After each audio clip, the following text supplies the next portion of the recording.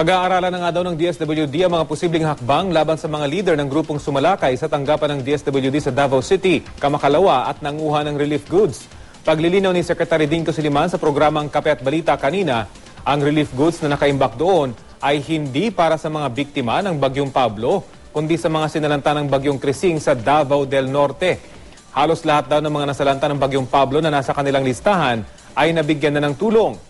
Matapos ang dialogo kagabi kasama ang mga leader ng grupo, nagkasundo ang magbigay ang grupo ng listahan ng mga tingin nila hindi naabutan ng tulong para mapag-aralan ng kagawaran.